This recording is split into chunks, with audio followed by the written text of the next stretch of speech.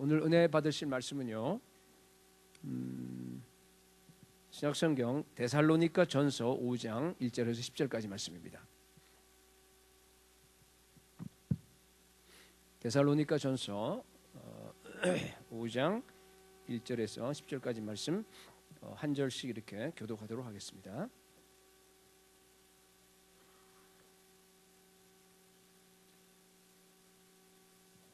제가 1절 읽겠습니다. 형제들아, 때와 시기에 관하여는 너희에게 쓸 것이 없음은 주의 날이 밤에 도둑같이 이룰 줄을 너희 자신이 자세히 알기 때문이라. 그들이 평안하다 안전하다 할 그때에 임신한 여자에게 해산의 고통이 이름과 같이 멸망이 갑자기 그들에게 이르리니 결코 피하지 못하리라. 형제들아, 너희는 어둠에 있지 아니하며 그날이 도둑같이 너희에게 임하지 못하리니 너희는 다 빛의 아들이요 낮의 아들이라. 우리가 밤이나 어둠에 속하지 아니하나니 그러므로 우리는 다른 일과 같이 자지 말고 오직 깨어 정신을 차릴지라. 자는 자들은 밤에 자고 취하는 자들은 밤에 취하되 믿음과 사랑에 호신경을 붙이고 구원의 소망의 투구를 쓰자. 하나님이 우리를 세우심은 노하심에 이르게 하심이 아니요 오직 우리 주 예수 그리스도로 말미암아 구원을 받게 하심이라. 예수께서 우리를 위하여 죽으사 우리로 하여금 깨어 있든지 자든지 자기와 함께 살게 하려 하셨느니라. 아멘. 하나님께서 우리 교회에 주신 새 이름이 마라나타 비전 교회입니다. 여러분, 그래서 지난주에 또 이전에 마라나타가 뭔지는 여러분들께 이미 설명을 드렸는데요. 마라나타 비전이 뭔지 여러분 아십니까? 그래서 오늘 그 얘기를 여러분들께 드리려고 합니다. 이 마라나타 비전이요, 우리 온 성도들의 비전이 되어야 합니다. 원래 비전이라고 하는 것은요, 우리가 마음대로 이렇게 만들어낸 것이 아닙니다. 하나님께서 계시로 우리에게 꿈으로 주신 겁니다. 그래서 내가 비전을 받게 되면은 그 비전에 내가 완전히 붙들려 버리게 되는 거예요. 완전히 푹 빠집니다. 자나깨나 오직 그 비전이 나를 이끌고 나가는 거예요. 내 삶의 모든 목적이 그 비전 하나만 가지고 이렇게 달려가는 것을 얘기하는 겁니다. 우리 교회의 비전은 여러분 예수 그리스도입니다. 좀 이상하게 들릴런지 모르지만요, 다시 오실 예수 그리스도가 바로 우리 교회의 비전입니다. 그 예수 그리스도 안에 모든 여러분 인생의 목표가 다 들어가 있습니다. 우리를 구원한 목적도 거기 들어가 있습니다. 그래서 이것을 갖다가 적당한 말로 표현할 것이 없을까 고민을 하다가 하나님께서 주신 그것이 뭔가 하면요, 마라나타 비전이에요. 다시 오실 예수 그리스도에 대한 비전이에요.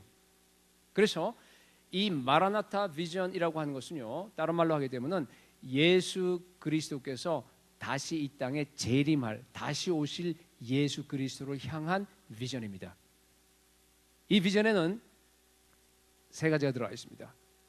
첫 번째는 뭔가 하면요, 다시 오실 예수님을 기다리는 신부의 비전입니다. 두 번째는요, 온 세계 열방에 복음을 증거할 수 있는 비전이에요. 그리고 마지막 세 번째는 여러분 혹시 짐작하실는지 모르겠어요? 뭐 같습니까? 이스라엘이 회복되는 비전입니다. 사실 이 비전은요, 새로운 게 아닙니다. 우리 교회가 지금까지 계속 추진하던 거예요. 계속적으로 기도하던 겁니다. 이제 앞으로도 기도할 겁니다. 그런데 이번에 이렇게 다시 우리가 구체적으로 주님 오신 길을 예비하는 그것을 갖다가 마라나타 비전이라고 또 이름까지, 교회 이름까지 그렇게 바뀌었기 때문에 제가 여러분들에게 좀 설명할 필요가 있다는 얘기예요.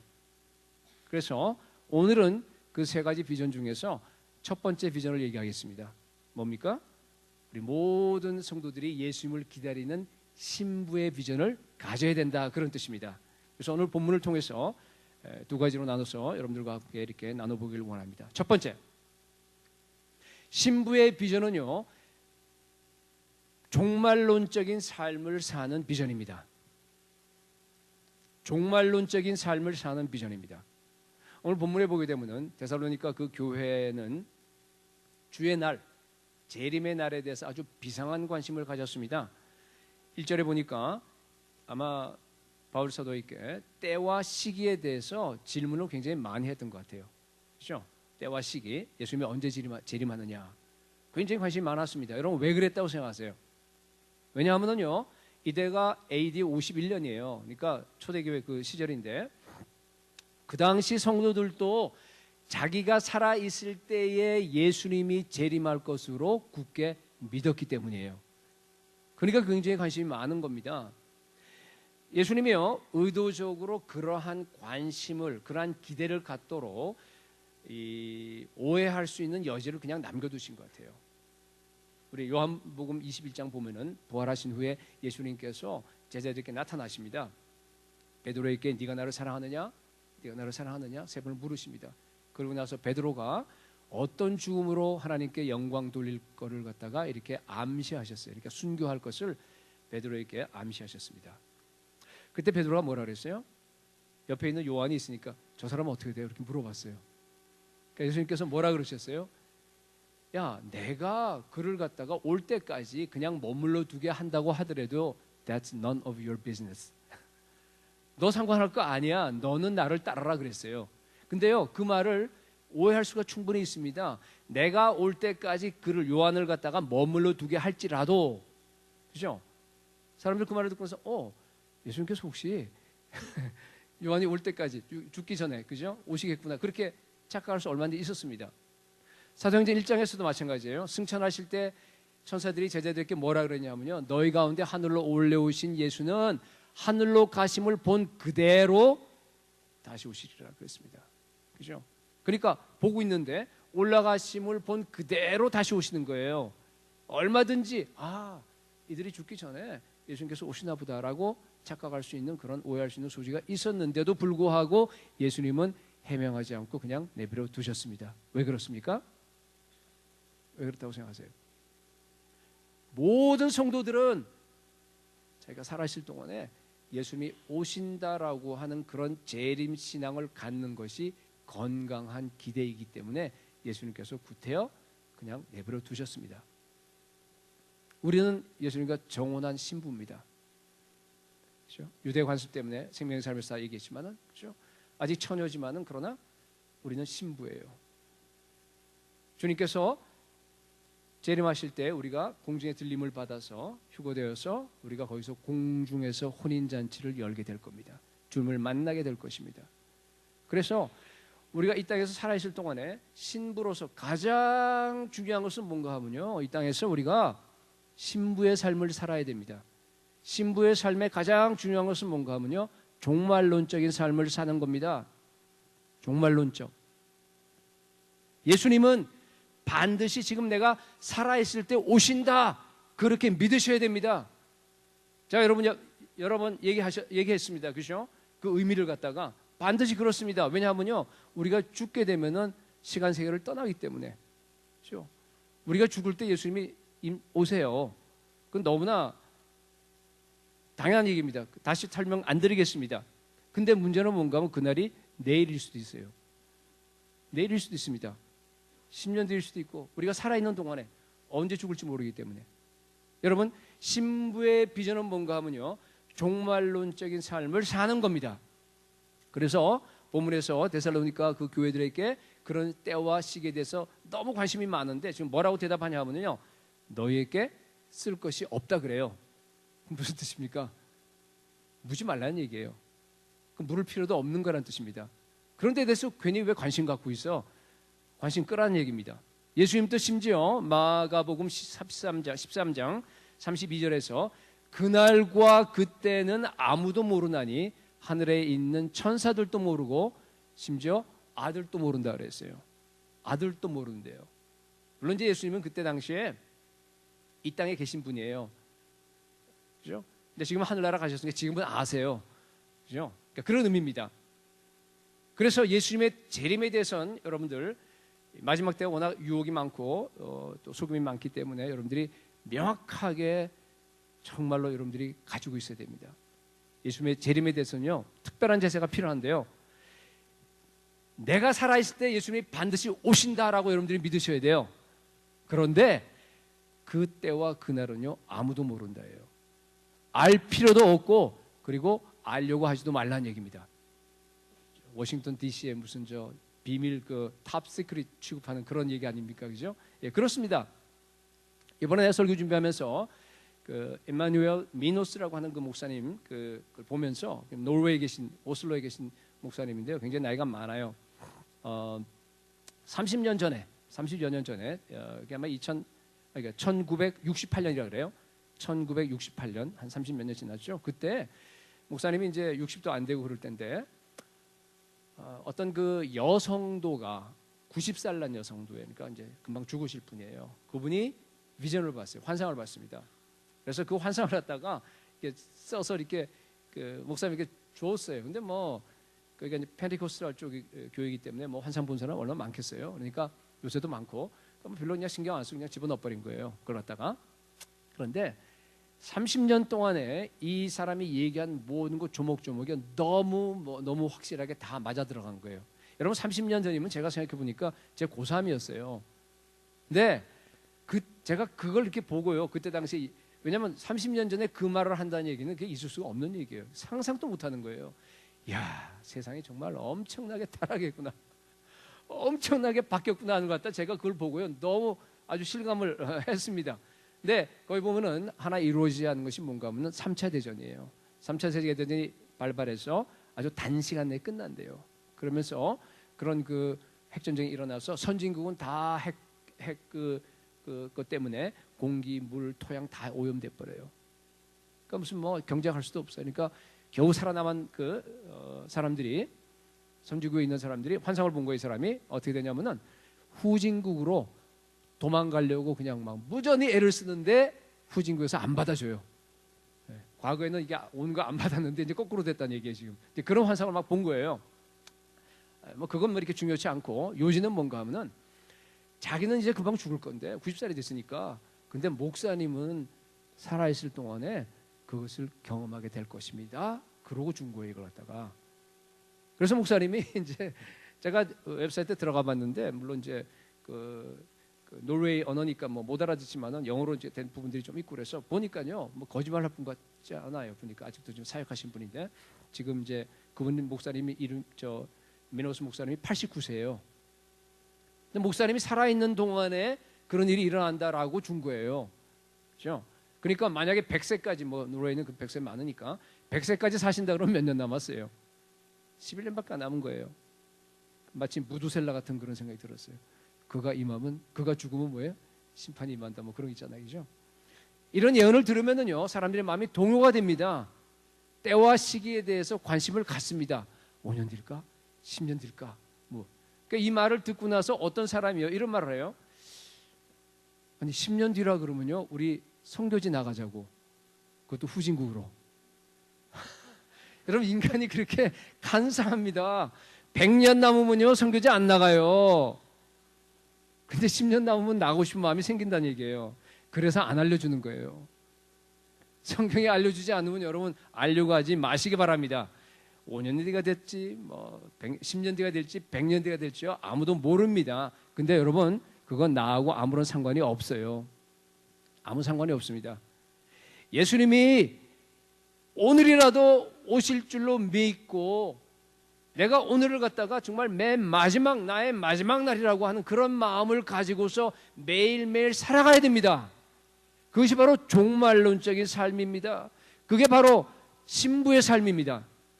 그런데 하나님께서는요, 사실은 우리를 갖다가 깜깜한데 내버려 두지는 않았어요. 어느 정도 이렇게 알 수 있도록 빛을 줬습니다. 믿지 않는 사람들은 깜깜한데, 그죠? 근데 우리는 그렇지 않아요. 뭔가 이렇게 좀 알 수 있도록. 그 날은 몰라요. 그렇지만 그 시즌 정도는, 아, 이게 마지막, 그것도 정말 가까이 왔구나, 이런 정도는 우리가 알 수 있도록 하나님께서 우리에게 주셨어요. 징조입니다, 그죠? 그 징조, 임신한 여자라는 얘기 나오잖아요. 3절에 보니까 여인이 언제 해산의 고통이 시작할 땐 그건 아무도 몰라요. 그렇지만 언제쯤 나오게 된다는 것은 머리만 잘 가지고 잘 계산하고 그러면 대충 알 수 있다, 그런 뜻이에요. 불신자들은 아예 신경을 안 써요. 배가 불러오는 거다, 왜 이러지? 그냥 가만히 있는 거예요. 계산 안 해봐요. 이게 얼마 지났는지 전혀 신경 안 쓰고 있으니까 모르죠. 그러니까 도둑같이 임하는 겁니다. 그러나 우리는 성경에서 알려준 징조들이 있다는 얘기예요. 그러니까 정확하게 알 수는 없지만 그래도 어느 시즌 정도는 알 수 있다, 그런 뜻입니다. 제가요 여러분들에게 오늘 성경에서 얘기하는 아주 중요한 징조를 갖다가 여러분들에게 세 가지를 알려드리겠습니다. 예. 왜냐하면 그 징조가 굉장히 중요하기 때문에요. 자, 첫 번째는 뭔가 하면요, 배교하는 일이에요. 대배교가 일어날 겁니다. 예. 저기 데살로니가 후서 2장 3절을 한번 펴보세요, 여러분. 데살로니가 후서 2장 3절 다시 말씀드립니다만은 그 앞에 물론 이제 다 읽고 하지만은요, 여러분의 성경을 꺼내세요. 그래서 거기다가 펜을 꺼내서 쓰세요. 은혜 받은 말씀은 거기다 쓰고 줄치고 이렇게 계속 여러분들이 거기다 쌓아 올라가야 됩니다. 그냥 여기는 다 지나가고 없어요, 여러분. 자, 거기 보니까 뭐라고 되어 있습니까? 누가 어떻게 하여도 너희가 뭐 하지 말라고요? 미혹되지 말래요. 먼저 배교하는 일이 있고, 이게 뭔가 하면요, 데살로니가 전서에서 예수님이 오신다는 말씀을 하니까 물론 자기 살아있을 때 온다고 하는 걸로 받아들이고, 그냥 예수님의 재림을 가지고서 금방 올지 모르니까 일하지 않고 게으르고 그냥 거기에 매달려 있던 그런, 요새도 그런 사람이 가끔 있습니다. 이단들이 있지만은 그런 사람이 나타났어요. 그래서 뭐라냐 하면요, 미혹되지 말라는 거예요. 요러한 일이 있기 전에는 절대 예수님 안 오신다는 겁니다. 그죠? 절대 예수님 안 오십니다. 배교는 사실은요 언제든지 있었습니다. 초대교도 있었고 심지어 구약시대도 있었고 다 있었습니다. 그러나 여기에서 얘기하는 배교는 뭔가 하면 대배교예요. 배교는 교회 안에 있는 걸 얘기하는 겁니다. 그죠? 교회 안에 마지막 때 전 세계적인, 그리고 온 전 교회적으로 배교가 일어날 겁니다. 예수님을 배반할 겁니다. 온 세계 교회가 동성애 허용할 거고요, 혼합주의 다 허용할 겁니다. 온 세계 교회가 세속주의에 다 빠져서 물들어 버릴 겁니다. 다 물질주의에 완전히 다 오염돼 버릴 겁니다. 지금도 이미 많이 돼갑니다. 많이 됐어요. 두 번째, 적그리스도 출현입니다. 아까 얘기한 그 하반절 보세요. 데살로니가 후서 2장 3절 하반절. 저 불법의 사람 곧 멸망의 아들이 나타나기 전에는 그날이 이르지 아니하겠다. 불법의 사람이 뭡니까? 멸망의 아들이 적그리스도예요. 적그리스도. 물론 적그리스도도 요한일서를 보게 되면요, 매 시대마다 다 있었어요. 적그리스도 없는 시대 없었습니다. 그러나 그거는 늘 있는 거고, 여기서 얘기하는 적그리스도는 the antichrist예요. 마지막 때 대환란이 시작하기 전에 적그리스도가 나타나서 정말로 온 세계를 갖다가 다 휘어잡고 하나님 예수 그리스도로 다 반역할 수 있는, 엔타이 할 수 있는 그런 적그리스도 세력이, 적그리스도 한 사람이 나타난다, 그런 뜻입니다. 그죠? 그래서 4절에 보게 되면 누가 적그리스도 될런지 힌트가 나와 있습니다. 4절 보세요. 그는 데살로니가 후서 2장 4절 대적하는 자라, 신이라고 불리는 모든 것과 숭배함을 받는 것에 대항하여 그 위에 자기를 높이고, 그 다음 말이 중요해요. 하나님의 성전에 앉아. 하나님의 성전에 앉아. 여러분, 적그리스도가 누구냐 하고 이렇게 굉장히 많이 궁금해 하시는데 굉장한 힌트가 있는 거예요. 자기를 하나님이라고 내세우느니라. 어느 정도 감이 오세요? 다니엘서 7장에 보면은 적그리스도를 갖다가 작은 뿌리라 그랬어요. 작은 뿌리 나온다고 하는 그런 표현을 했는데, 거기 보면은 넷째 짐승에서 작은 뿌리 나와요. 근데 넷째 짐승은 그게 뭔가 하면 로마예요. 로마. 여러분, 로마와 관련되는 거예요. 옛날 로마와 관련되는 종교적인 겁니다.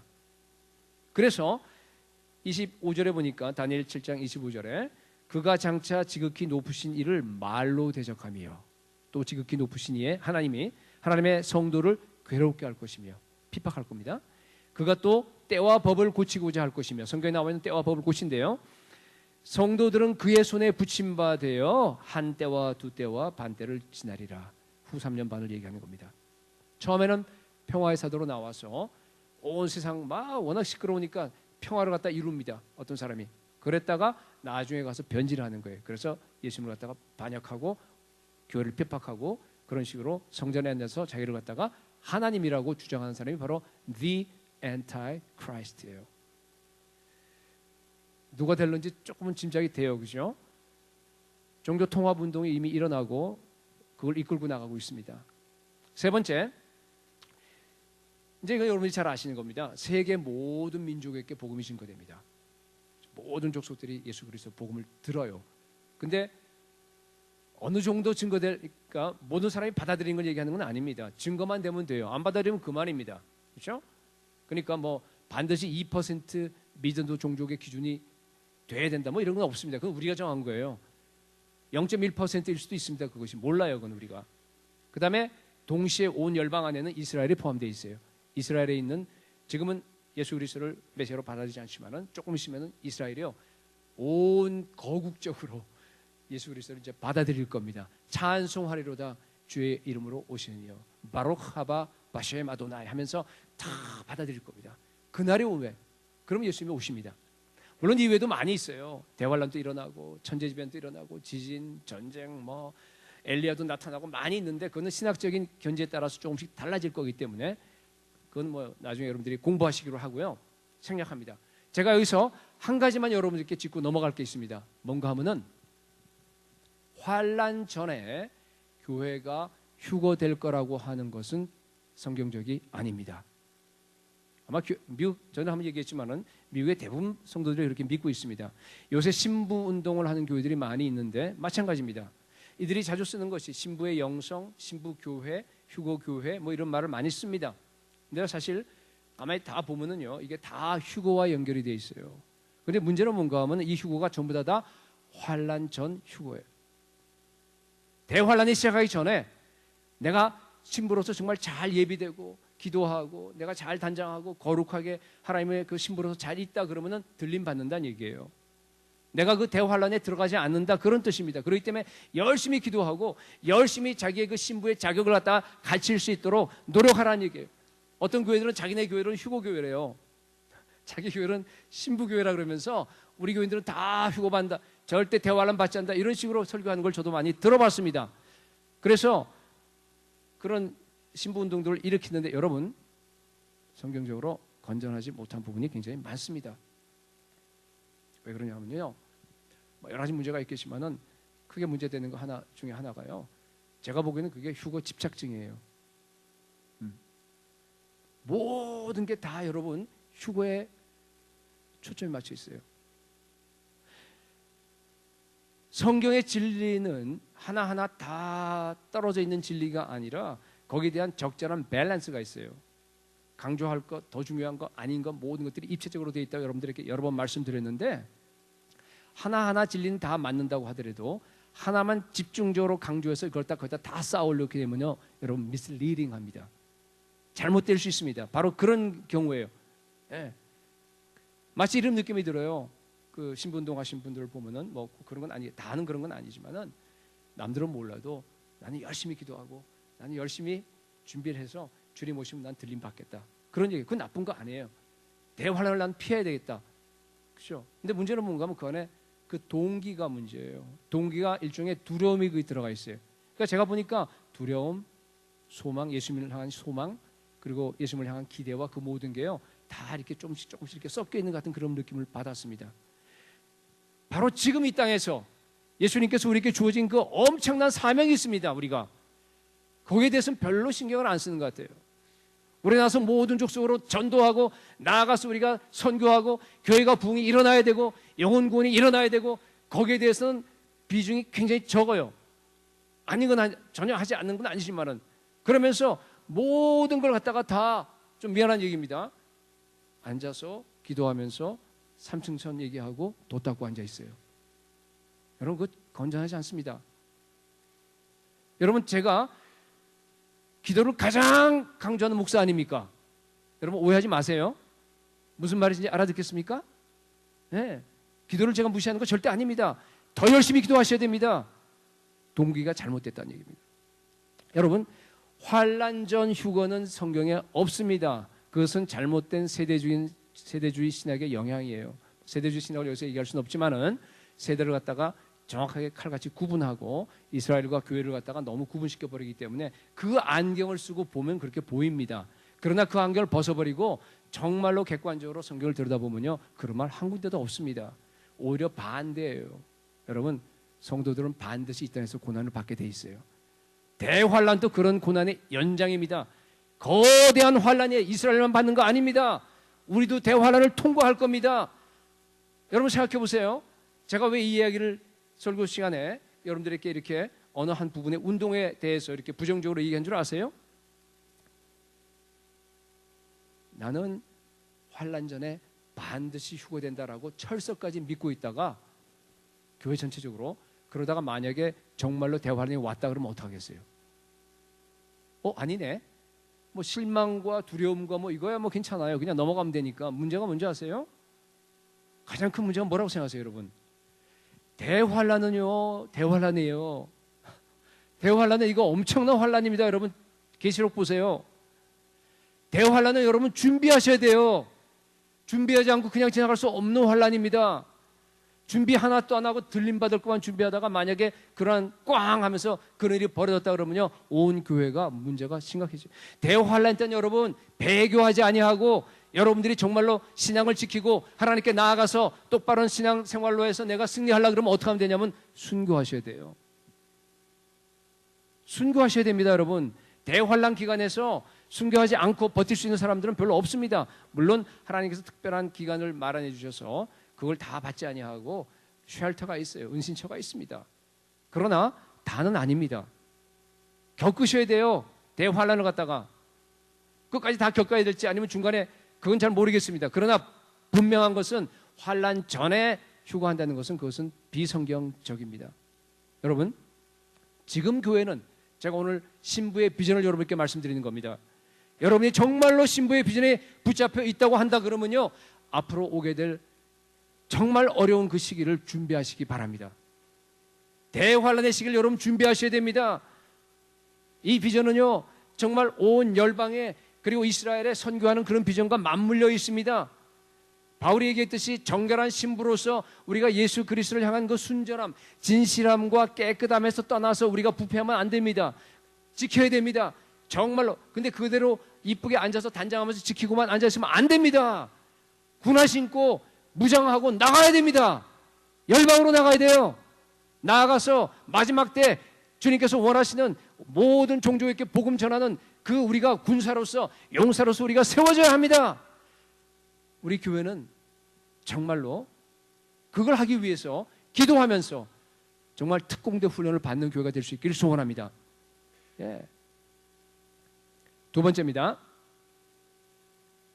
자, 그렇게 하면은 자, 이렇게 하려면요, 어떻게 우리가 살아야 될까 하는 거예요. 어떻게 우리가 살아야 할 것인가, 우리가 어떻게 준비할 것인가 하는 얘기예요. 우리 오늘 본문에 6절에서 10절까지 보면은요, 6절에 이렇게 되어 있습니다. 그러므로 우리는 다른 이들과 같이 자지 말고 오직 깨어 정신을 차릴지라. 그렇죠? 한마디로 깨어 있어야 됩니다. 깨어 있어야 돼요. 7절 이하는 깨어 있는 방법을 설명합니다. 쭉 설명하는데 여러분 읽어보십시오. 10절이 결론입니다. 뭐라고 하냐면은 예수께서 우리를 위하여 죽으사 우리로 하여금 깨어 있든지 자든지 자기와 함께 살게 하려 하셨느니라. 너무너무 중요한 말씀이에요. 여러분, 이 말씀은 이중적인 의미를 갖고 있어요. 예수님이 재림할 때 우리가 깨어 있든지 살아 있든지 자든지, 무덤에 죽는 걸 잔다 그러잖아요. 있든지 우리가 예수를 만나서 살아서 영원토록 살게 될 거예요. 그런 뜻만 있는 것이 아니고요, 또 하나 뭔가 하면 진짜 문자 그대로 이 땅에서 우리가 깨어 있든지 자든지 24시간 365일 뭐예요?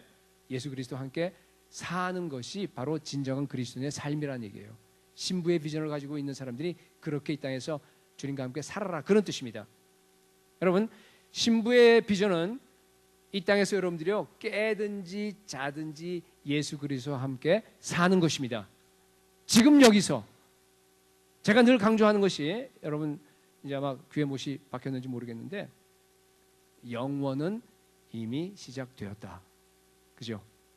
네. 우리가 예수 믿고 우리가 구원받게 나면은요, 그때부터는 우리의 삶 전체가 다 영원으로 이미 다 들어가 버렸어요. 우리가 지금 영원을 살고 있는 겁니다. 물론 그전 또 영원의 택한 백성들은 창세전부터 우리를 택했기 때문에 영원 속에 들어가 있어요. 그냥 시간 세계를 살지만은, 그러나 깨닫게 되는 거예요. 우리가 알게 되고, 그죠? 그래서 우리가 사는 게 영원입니다. 그렇잖아요. 우리가 천국의 현재성, 천국의 미래성 얘기하지만 그건 우리가 시간 안에 있으니까 그런 얘기를 하는 거지, 들어가면 영혼에 대해서 이어지는 거예요. 나중에 여기서 천국을 살고 현재에서 정말 천국을 계속적으로 살아가는 사람들이 나중에 이어져서 들어가는 곳이 바로 천국이라고 그랬습니다. 여러분, 예수님의 재림도 똑같습니다. 휴거도 똑같아요. 여러분, 어느 날 갑자기 여러분들이 휴거되는 거 아닙니다. 바로 여기에서 매일매일 예수님의 그 재림을 내가 살아가야 돼요. 매일매일 예수님께서 재림하신다면 임하시는 거 아니에요, 그죠? 예수님의 그 임재 가운데서 내가 매일매일 주님의 임재와 더불어서 주님과 함께 여기서 살 때에 그것이 이어져서 어느 날 예수님이 재림하시면 우리가 휴거되는 겁니다. 너무너무 중요합니다, 여러분. 지금 바로 예배 중에 여러분들이 예수 그리스도와 함께 그 임재를 느끼고 예수님의 그 임하심을 갖다가 재림을 갖다가 계속적으로 내 안에서 여러분이 체험하는 사람들이 나중에 정말로 휴거될 줄로 믿습니다. 정말로 혼인잔치 안에 여러분들이 참여하게 되는 겁니다. 예수님과 대면해서 얼굴과 얼굴을 마주보면서 정말 기쁨 속에서 우리가 영혼을 보낼 수 있게 되는 겁니다. 여기서 깨어있든지 자든지 예수님과 사는 사람들이 바로 휴거된 사람인 줄 믿으시기 바랍니다. 너무 중요합니다, 여러분. 여러분, 이것만 알게 되면은 이게 핵심이에요. 이것만 알게 되면은요, 그럼 어떻게 살아야 되느냐? 답이 너무나 명확하지 않아요? 그죠? 이게 여러분들이 정말로 여러분들이 깨닫고 그렇게 살아간다 그러면 어떻게 살면 되겠어요? 재림을 위해서 특별한 준비할 필요 없습니다. 신부 운동할 필요 없습니다. 여러분, 늘 하듯이요, 말씀 묵상하세요. 기도하십시오. 기도하면서 여러분 하나님과 대화하시고 그 음성 듣고 하나님과 살아있으면 돼요. 늘 주님의 재림을 갖다 위해서 느끼시면 됩니다. 그리고 매번 하듯이 이 강단에서는 순수한 복음이 외쳐져야 합니다. 그리고 여러분들은 매일 하듯이 그 복음을 듣고 귀로만 넘기는 것이 아니라 뭐예요? 여러분이 복음을 살아내야 합니다. 매일 십자가에서 죽으셔야 해요. 매일매일 나를 부인하고 정말로 예수 종족으로서, 제가 늘 쓰는 말이죠. 그러면서 정말로 예수 그리스도가 나의 절대적인 가치가 되어서 정말 예수 그리스도 한 분이 나의 인생의 소망이 되고 그분만을 향해서 완전히 내가 그 안에 비전으로 미친 듯이 그 분을 향해서 여러분의 모든 인생의 삶이 다 하나로 돼서 달려가는 그런 삶을 그냥 매일 살면 그만입니다. 준비할 필요 없어요, 여러분. 그냥 매일 사는 거 아닙니까? 그게 그리스도인이라 그러는 겁니다. 우리 자매들 여기 많은데요, 집이 맨날 지저분해. 손님 한번 올라 그러면 막 난리법석 피워야 돼, 그죠? 치워야 되고 뭐 난리 납니다, 그죠? 사람 부를까 뭐 어떡할까 막 그러면서 난리 쳐야 돼요. 그런데 매일매일 깨끗하게 정돈돼서 예, 이렇게 있다고 그러면 뭐 손님 오면 그냥 오면 될 거 아니에요. 똑같습니다, 여러분. 똑같습니다. 신부의 비전은요, 늘 깨어서 정신 차리고 주님 오실 준비를 갖추는 겁니다. 그런 성도들이 다 되시기를 축원합니다. 그렇기 때문에 여러분, 10년 내에 예수님이 오신다 그래서 선교지 나갈 필요 없습니다. 나가려면 지금 가세요. 잖아요. 10년 내에 예수님이 오신다 그래서 내가 지금 집이 2개 있는데 요새 교회가 힘든다고 하는데 이제 건축 그걸 하나 팔아 할, 만약 100년 뒤에 온 다음에 안 판다 그러면 지금 팔지 마십시오. 특별히 건축을 공급할 필요 없습니다. 예수님 재림하시는 바로 그 순간까지 여러분 그냥 평상적인 정상적인 직장 생활 하시기 바랍니다. 왜? 우리는요 이미 예수 믿고 변했기 때문에, 이미 내가 직장에서 생활하고 내가 지금 사업하고 그 모든 것들이요, 나의 이기적인 욕망이나 나를 먹여 살리고 뭐 어떻게 자라 세상적인 그것에서 이미 다 떠난 거 아니에요, 여러분? 다 떠났죠. 이미 나의 직장은 하나님께서 하나님의 나라를 이루기 위해서 나를 보내신 선교의 미션 장소입니다. 내가 매일매일 그러고 살아가는 거예요. 지금 그 안에서 주님과 교제하고 직장 통해서 하나님의 방식으로 내가 살아갑니다. 그냥 세상 방식으로 내가 성공하려고 그 안에서 여러분 살지 않습니다. 그럼 그냥 그대로 그냥 살면 됩니다. 그렇잖아요. 여러분 보세요. 마태복음 24장 보면은 예수님께서 휴거 바로 되는 그 순간에 일을 하는 사람을 2사람을 갖다 이렇게 예를 들어요. 한 사람은 뭐 한 사람이죠? 밭에 나가서 일하다가 휴거 받아요. 일하다가 예수님 재림 오십니다. 또 한 사람은 어떤 사람이에요? 맷돌 갈다가, 그러니까 먹여 살리기 위해서 직장 가서 일하는 거예요. 그냥 아마 맷돌 가는 사람은 여자 같아요, 그죠? 가정주부 같습니다. 맷돌 옛날엔 그 해야지만이 양식을 마련할 수 있지 않습니까? 그러니까 자식들 먹여 살리고 하려고 그냥 예수님 바로 오는 직전까지, 바로 그 순간까지 여러분들이 그 안에서 우리가 삶을 살아가는 거예요. 일상적인 삶을 살아가는 겁니다. 왜? 나의 일상적인 삶은 이미 다 예수님의 재림을 맞이하는 신부의 삶이기 때문에. 너무너무 중요한 진리입니다, 여러분. 그래서 여러분, 신부의 비전이라고 하는 것은요, 자든지 깨든지 주님과 함께 사는 비전입니다. 그것이 바로 지금 여기에서, 여러분의 가정에서, 여러분의 직장에서 이루어질 수 있기를 축원합니다. 바로 그것 때문에 신부의 비전은 하나가 더 있습니다. 그건 뭔가 하면요, 부흥의 비전입니다. 여러분, 그런 삶은요, 도저히요 우리 능력으로 살 수 없습니다. 예수 그리스도를 정말로 이렇게 기다리는 그런 신부로서 정말 여러분들이 무장되고 정말 여러분들이 우리가 다 살아가려고 한다 그러면요, 교회 전체에 성령이 부어져야 합니다. 비상한 성령이 부어져야 합니다. 부흥이 일어나야 합니다. 물론 우리 교회 지금까지 부흥을 위해서 기도하고 보면은요, 정말 부흥이 일어난 성도들이 많이 있어요. 그러나 그것 갖고 안 됩니다.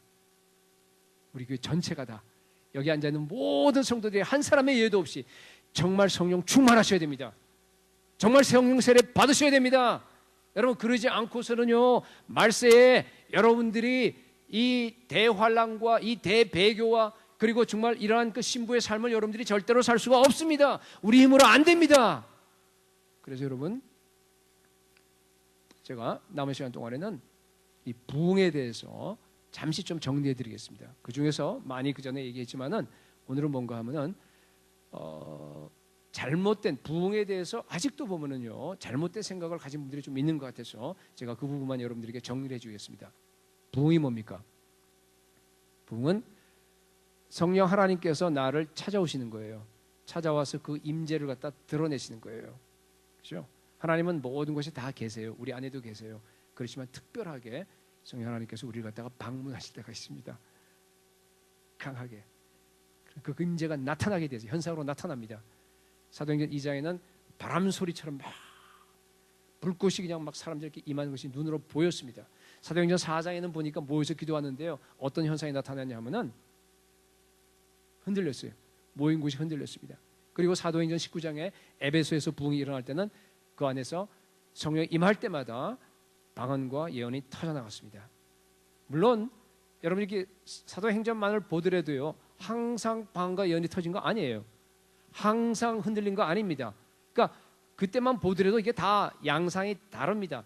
어떤 하나 이거 규격화해서 우리에게 얘기할 수 있는 것은 없습니다. 교회사를 보면 더 분명해요. 부흥이 많이 일어났습니다.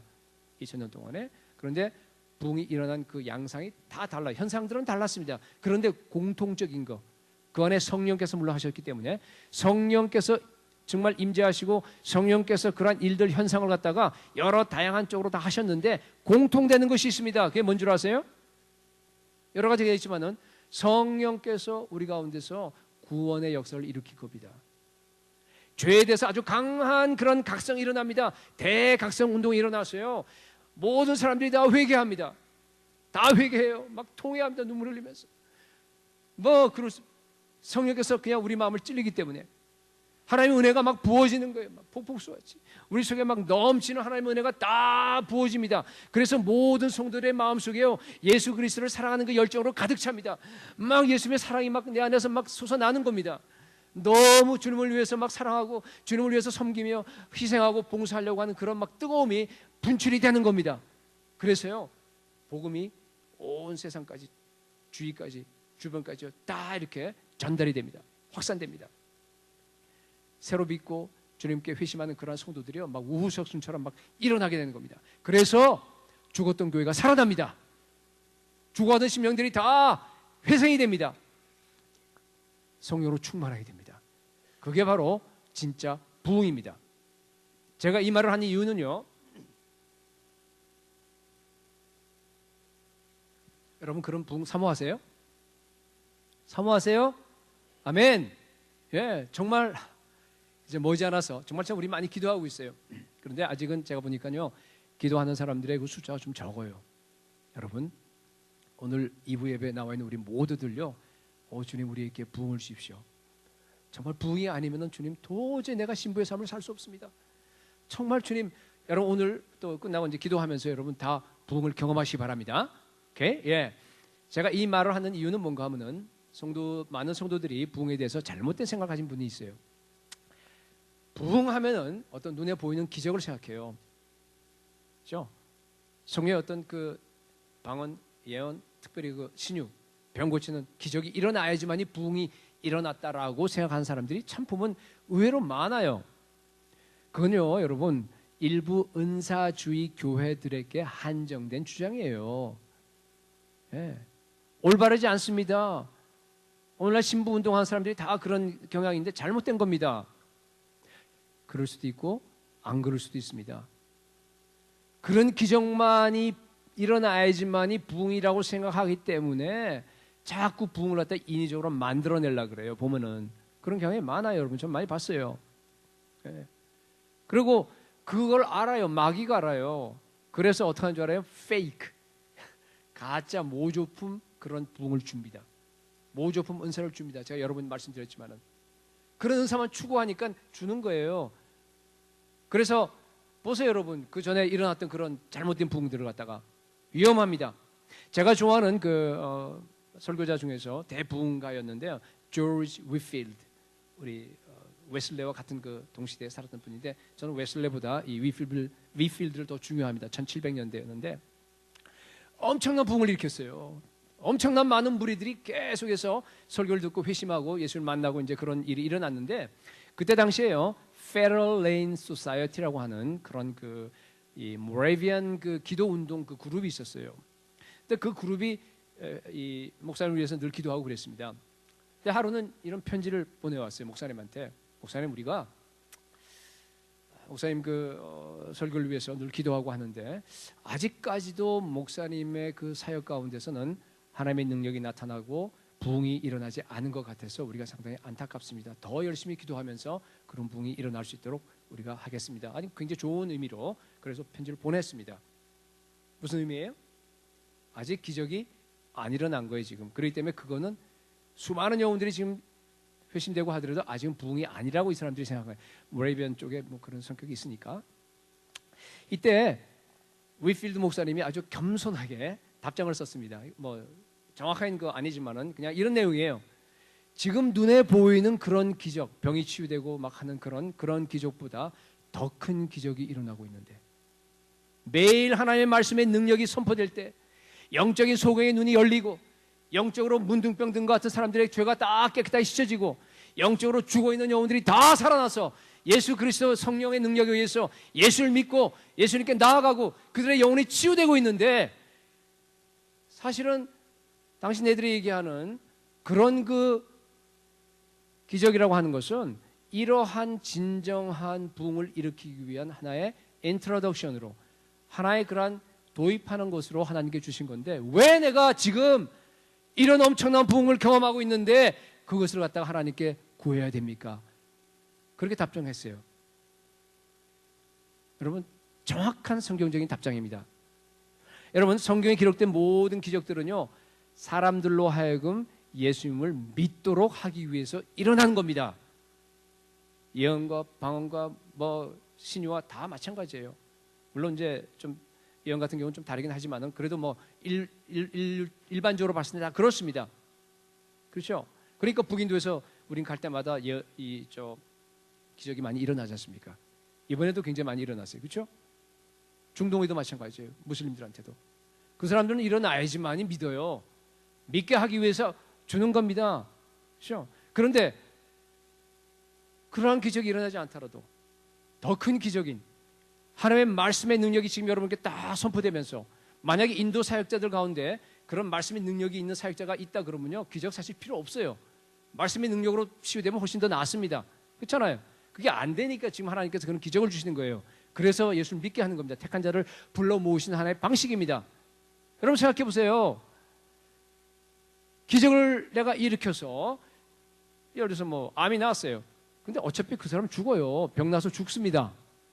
좀 지나면은 얼마 지날지 모르지만은 그거 하고 영원토록 내가 영혼이 치유되고 정말 내 영혼의 병이 다 사라져버리고 영원토록 주님과 함께 구원받고 살아가는 거하고, 여러분 어떤 게 더 기적입니까? 그건 말할 필요 없습니다. 여러분, 사도행전 8장에 빌립 집사가 사마리아에 가서 복음 전하는데요, 많은 기적이 일어났습니다. 귀신이 떠나갔어요. 중풍병자가 일어났습니다. 그리고 안진뱅이가 다 뛰어다니는 그런 놀라운 기적이 일어난 거 여러분 봅니다. 그죠? 그런데 여러분, 문제가 뭐였어요? 그때까지 그게 부흥이 일어난 거 아닙니다. 언제 진정한 부흥이 일어났습니까? 베드로와 요한이 그 소식을 듣고 사마리아를 방문해서, 그죠? 어떻게 했어요? 안수했어요. 안수하니까 성령이 내렸습니다. 성령 세례 받았습니다. 여러분, 성경을 보시게 되면요, 진짜 부흥은 성령 세례 받을 때 나타나는 겁니다. 성령 충만할 때 나타나는 겁니다. 물론 그때 다 방언하고 예언하는 거 아닙니다. 그죠? 다 아니에요. 다 그럴 수도 있고 아닐 수도 있습니다. 가장 중요한 것, 성령 세례 받고 성령 충만함 받고 성령이 내게 비상하게 임하였을 때에 가장 나타나는 중요한 공통적인 현상이 뭔지 아십니까? 이거는 없으면 안 됩니다. 하나님의 임재가 나에게 실제가 되는 거예요. 리얼리티가 되는 겁니다. 하나님의 임재가 나에게 실제가 되는 겁니다. 정말 여기 있는 이 강단보다 더 리얼하게 하나님의 임재가 나에게 다가오는 거예요. 사실 저도 옛날에 아팠어요. 그러다가 이제 나았지 않습니까? 나았는데 지금 생각해 보게 되면 그게 별로 실제가 아닌 것 같아. 왜냐하면은 내가 뭐 기억하고는 있어요. 물론 뭐 아팠다 나았다는 걸 기억하고 있지만은 그냥 뭐 가물가물해요. 기억 속에 어느 정도 아팠는지 잘 모르겠고요. 뭐 그냥 말은 하지만은 어떤 분들은 완전히 죽을 병에 걸렸다가 치유받은 사람들도요, 그런 얘기예요. 내가 정말로 그랬나? 여러분, 이게요, 그거 실제가 아닙니다. 그런데 하나님의 임재는 그런 게 아닙니다. 너무 리얼해요.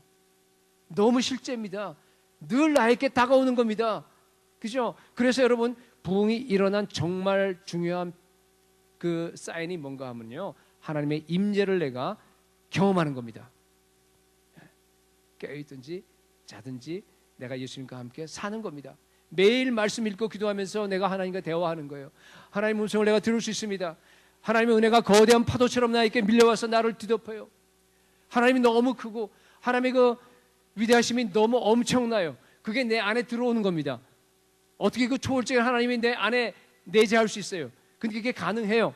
다른 종교 불가능합니다. 동양 종교, 서양 종교 보세요. 어디 한쪽이 그냥 초월이면 초월이고 내재면 내재지 어떻게 그 두 개가 융합되어 있습니까? 오직 기독교밖에 없습니다.